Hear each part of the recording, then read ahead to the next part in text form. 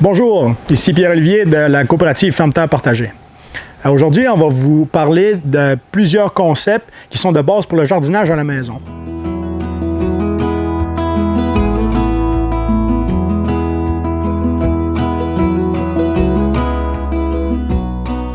Premièrement, pourquoi on choisit un mode de production en agroécologie ou en production biologique? L'agriculture biologique et l'agroécologie sont un processus de base, en fait, qui nous ramène à une paysannerie et aussi à un mode de production qui a vraiment une responsabilité environnementale de base.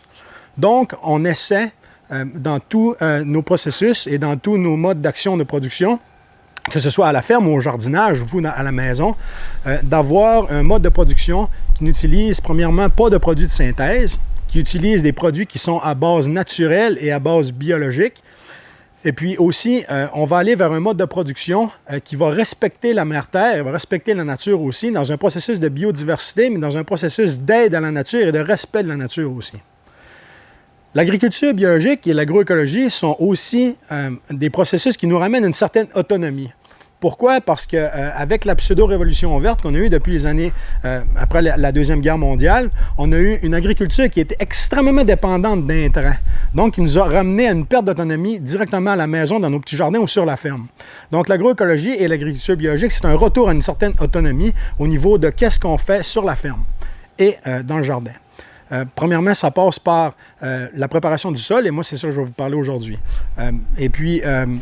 Il y a tout un principe au niveau de la santé des sols et puis la santé de nos corps aussi. On est ce qu'on mange, en fait.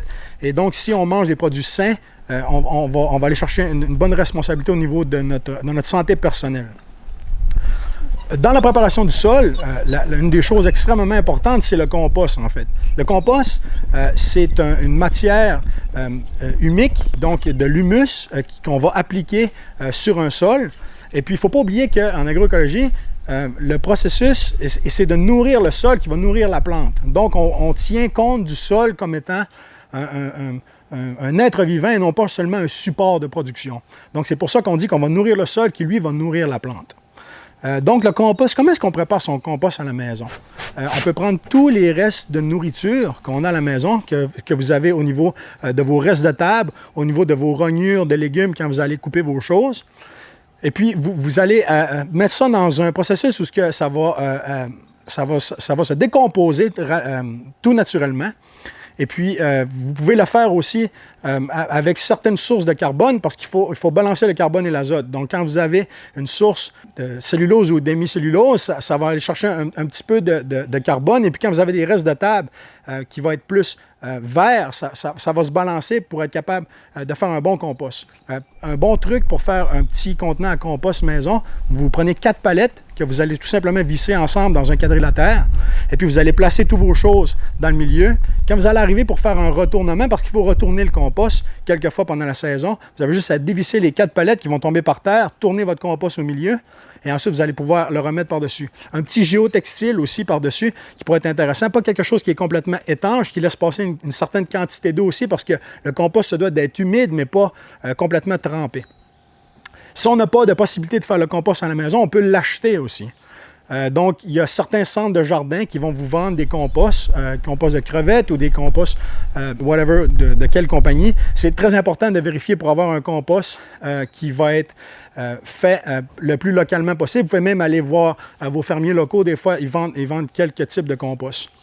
Quand on applique le compost, on va appliquer le compost après le désherbage. Premièrement, on n'applique pas un compost sur un sol qui n'est pas désherbé parce qu'on va juste faire profiter les mauvaises herbes. Ensuite, on va appliquer le compost sur le dessus et on va l'enfouir à l'intérieur de 1 ou 2 cm, peut-être 3 cm, parce que le compost se doit d'être en milieu aérobique, donc il doit respirer. Si on enfouit un compost en milieu anaérobique, on va créer certaines acides végétales qui vont faire que ça va faire changer le pH et puis aussi, ça va aller changer la constitution de la structure du sol. Il va y avoir une fermentation du compost et non pas une dégradation et une décomposition du compost. Aérobique, extrêmement important. Donc, on l'applique en surface, on va l'incorporer un petit peu avec un râteau dans le jardin.